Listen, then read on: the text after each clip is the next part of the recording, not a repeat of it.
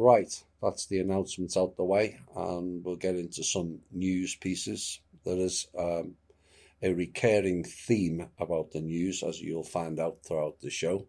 Was essentially there's only three news items or three topics.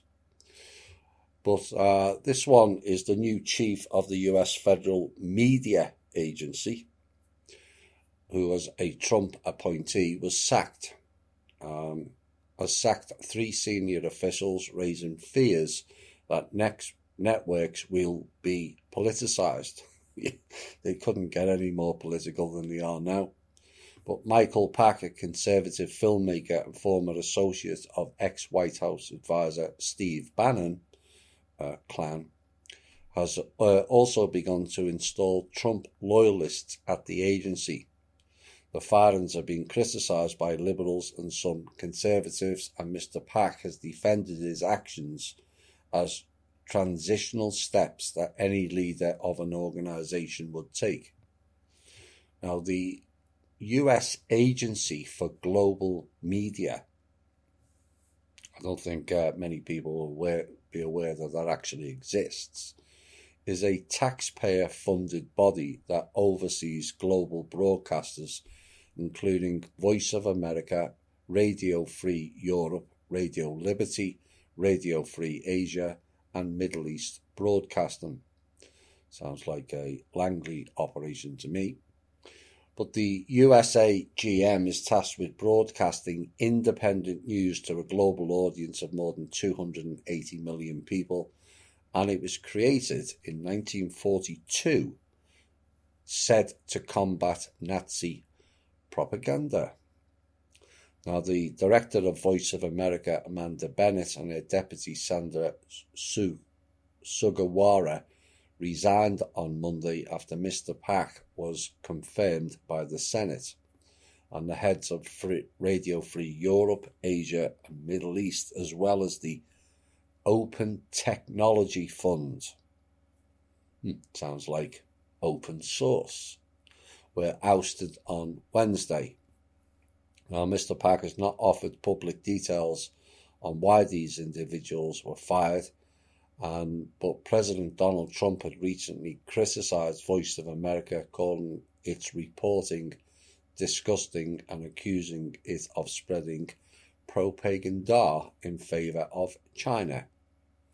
Now, the leaders of Radio Free Europe and Radio Liberty and Middle East, Jamie Fly and Alberto Fernandez, were both appointed during Mr. Trump's presidency, and Mr. Fly was a former advisor to the Republican Senator Marco Rubio, while Mr. Fernandez was a former ambassador. Is this finally a sign of fighting back against the media, or will the big guys be left to spew their propaganda? One has to wait and see. UK government is planning to relax its travel quarantine rules in early July for some countries, it is announced this week, and UK officials are talking to their counterparts in Portugal, France, Italy, Greece and Spain. However, the UK hopes to make an announcement this week that it has secured a number of travel corridors, as they called it. Now, the government had previously said that the quarantine would be reviewed every 3 weeks. Makes a change from 2 weeks. And that June 29 marks the end of the first 3-week period. Now, a travel corridor would mean that two people travelling in both directions between two countries would not have to self-isolate after they travel. And the first travel corridors could come into force on July the 4th, although that date has not yet been confirmed.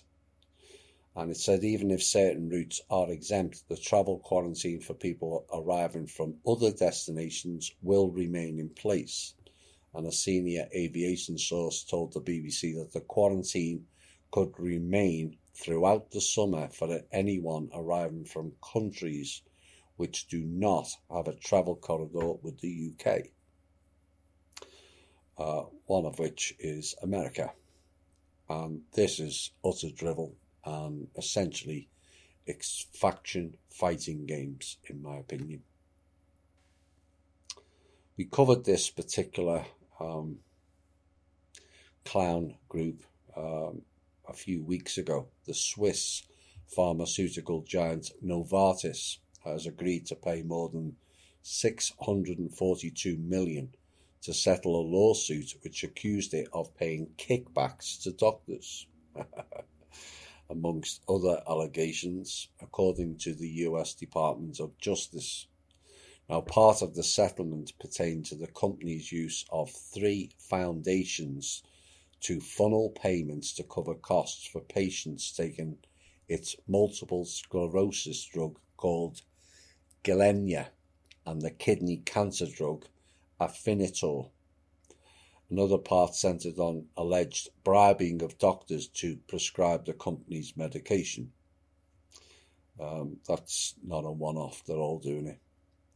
And through this settlement and others, the government has demonstrated its commitment to ensuring that drug companies do not use kickbacks to influence certain drugs described by or prescribed by doctors or purchased by patients, according to the US Attorney General, Jody Hunt, or Assistant Attorney General. Now, Novartis is accused of having hosted tens of thousands of speaker programs and events which the Department of Justice said were used to bribe physicians. No surprise there. Your life in their hands? I think not.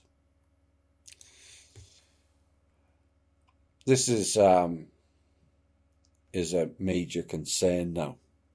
And according to newly released data from Princeton, it's funny how they use Langley-based universities for figures, a bit like Johns Hopkins. And this data was released from Princeton's University Eviction Lab, and was one of the first places in the country to post what is quite concerning eviction numbers in Milwaukee, Wisconsin, which is up 37% on last year. In Columbus, Ohio, eviction hearings are taking place in a convention centre in order to accommodate the number of cases and also adhere to social distancing guidelines. In North Carolina, a 9,000 case backlog is set to resume last week. In Michigan, State Court Administrative Office estimated when its moratorium comes to an end at the end of June, 75,000 evictions will be filed. In New York City alone, a coalition of advocates estimated that 50,000 evictions will be filed once Governor Andrew Cuomo's statewide moratorium ends. And according to Emily Benfer, who is a visiting professor of law at Columbia University and a former housing lawyer, says the eviction was always too high in this country, but these are extreme numbers. The United States can expect an avalanche of evictions, and it will negatively impact entire communities. We will be recovering from that for generations to come without federal intervention. Well, you're wasting your time waiting for the Fed or federal to intervene in anything, because they've never done nothing for this country. And a week after Kansas City officially opened its courts, Tamika Cole was due to appear to make her case to a judge that she'd be allowed to stay. And unfortunately, like most people, she had no lawyer and only her own documentation, her own version of events, and some advice she got from a tenants' rights non-profit organisation. Now, she said she suffers from respiratory issues, and the eviction courtrooms are on the 7th floor of a building that only has one consistently functioning elevator, and is hearing over 100 cases per day, making it unclear how effectively social distancing would be maintained. but she had no choice in order to keep a roof over her head, and she had to go. And once she did, she was almost certainly going to lose. A study of eviction court outcomes in Kansas between 2006 and 2016 showed that over 99% eviction cases went against the tenant. That's another program that Dave created and won't be able to fix either. A US soldier has been charged in the past week with terrorism offences for planning a deadly ambush on his unit by sending information to a neo-Nazi group. Ethan Meltzer, 22, stands accused of sending sensitive details about his unit to the Order of the Nine Angles. Interesting name. The US Department of Justice calls it an occult-based neo-Nazi and racially motivated violent extremist group. And he was allegedly planning for information to be passed to jihadists who would then carry out an attack. Now, his plan was thwarted late last month by the FBI and the US Army, and he was eventually arrested on June the 10th. But Mr. Meltzer has been charged with conspiring and attempting to murder US nationals, conspiring and attempt to murder military service members, providing and attempting to provide material support to terrorists, and conspiring to murder and maim in a foreign country. Now, he enlisted in the US Army in December of 2018 and began his active service in June 2019. And he has allegedly attempted to orchestrate a murderous ambush on his own unit by unlawfully revealing its location, strength, and armaments to a so-called neo-Nazi anarchist white supremacist group. He is accused of planning to provide information intended to be conveyed to jihad terrorists, and he allegedly exchanged communications regarding passing information about an anticipated deployment of his unit to a purported member of Al-Qaeda. Now, member of the Order of Nine Angles, or is it Nine Angels, or Circle of Nine, also known as O9A, have expressed admiration, it is said, for Nazis such as Adolf Hitler, Islamic jihadists such as Osama bin Laden, according to the statement. Now, due to profiling in the military and agencies, this is not a one-off event. And they have many more of these types of mind-controlled candidates. We're off to Gotham now. And the shootings in New York City has increased a massive 358% over the last 7 days compared to the same time last year. And the skyrocketing numbers have prompted the police commissioner to warn the worst is yet to come.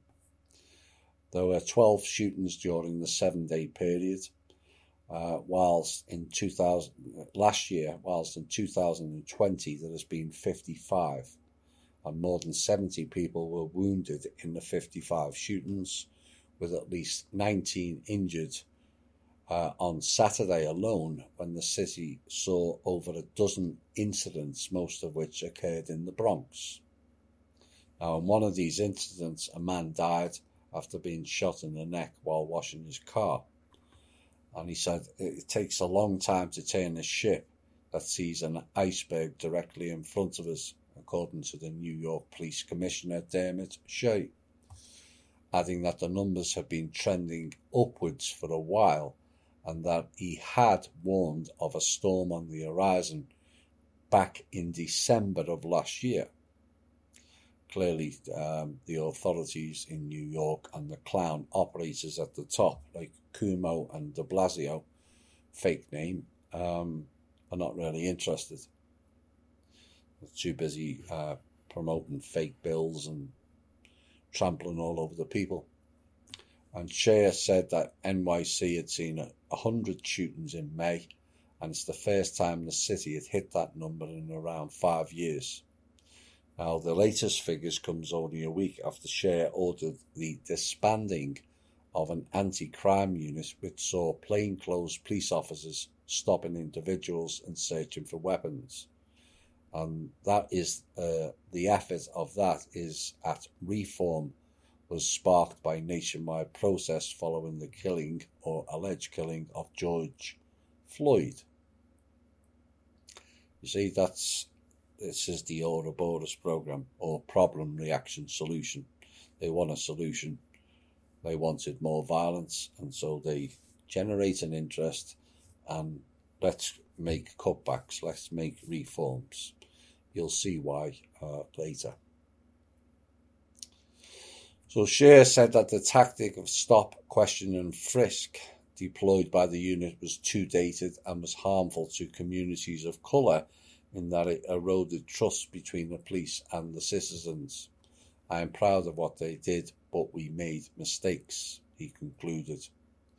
Now, New York City Mayor Bill de Blasio has also addressed the uptick in violence and the controversy of disbanding the anti-crime unit, saying the city was not going back to the bad old days where there was too much gun violence. Well, it just has, you jackass. You know, these people are beyond stupid. Nor was it going back to the bad old days of worsening the situation with bad police tactics to deal with it. Well, it's up to the politicians to create an environment within the police, is it not, that is conducive to harmony with the citizens.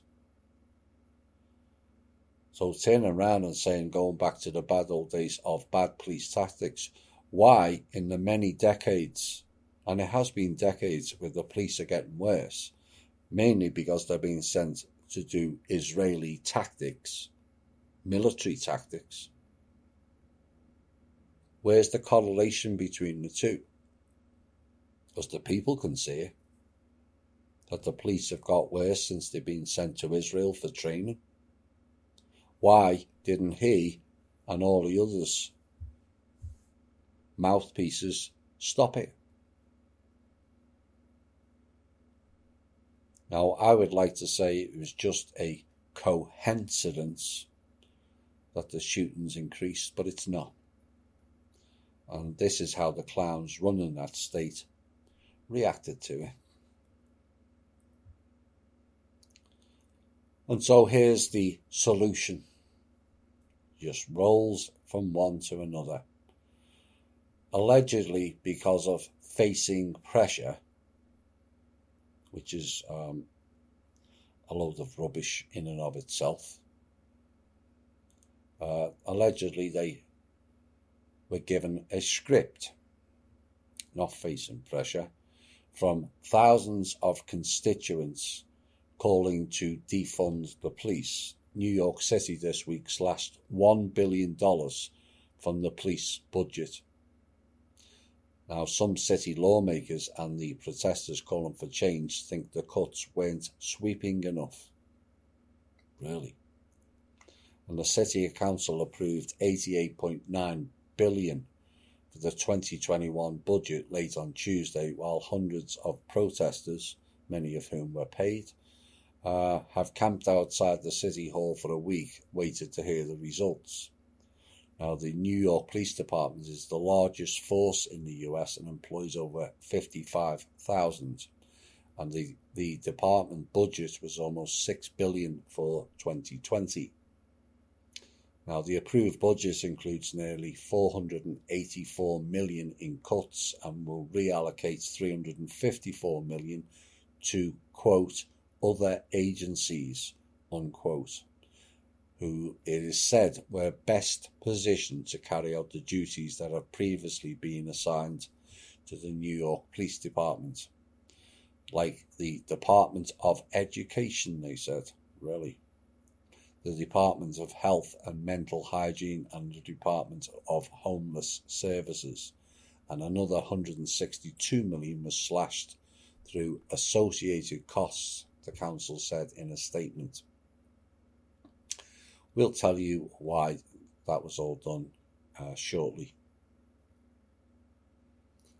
There's been a scientific discussion and a paper put out on the 2 metre 6 feet rule, and it's now been stated it has no basis whatsoever in science, according to leading scientists. I've said to the government that comes under increasing pressure to drop the measure.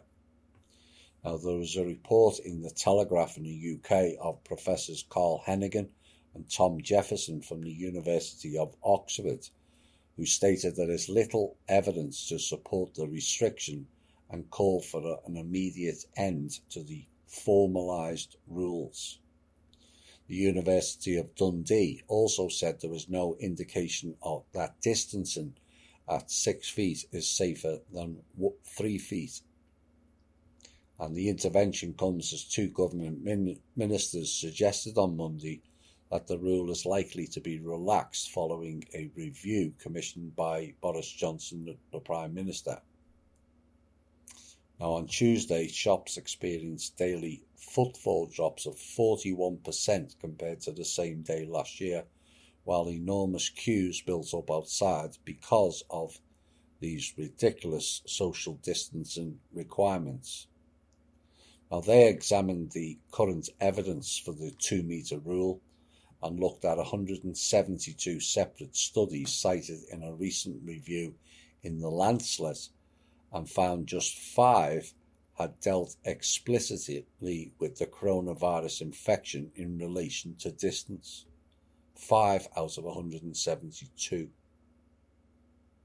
And only 1 of them mentioned coming within 6 feet of a patient. And that paper showed proximity had no impact whatsoever. So queuing outside shops, dodging each other once inside, and not getting close to other people anywhere, social distancing has become the new norm, they wrote. But the 2 metre rule, however, is also seriously impacting schools, pubs, restaurants, and our ability to go about our daily lives. And much of the evidence, they said, in this current outbreak informing policy is of poor quality. Encouragement and hand washing are what was needed, not formalised rules. Now, the University of Dundee suggested that 78% of risk of infection happens below 1 metre, and there is just an 11% chance of any increased distance making a difference. Mike Lonergan, a senior statistician and who reviewed 25 papers compiled for the World Health Organization, said our conclusion is that avoiding contact is very important, and that a 1 metre distance might be slightly better than just avoiding contact, but the difference is unlikely to be much. And these data gave no indication that 2 metres is better than 1. Just happens to be the same depth that we get buried at, which is exactly what they're trying to do. Now, on Monday, the Isle of Man became the first area of Britain to relax the 2 metre rule, saying businesses will no longer be required to implement social distancing and employees can return to work as usual. Now, the island's chief minister said, "I'm sorry we had to come between you and a hug, and I'm glad today that we can give people their hugs back." Now, the government in the UK has promised to review social distancing before pubs and restaurants reopen in July, amid concerns that many businesses will not be profitable if it remains in place. And the chief executive of the British Independent Retailers Association said onlookers should not be fooled by the long queues and warned that 1 in 10 independent businesses may not ever reopen. Which is echoing what we said in our show.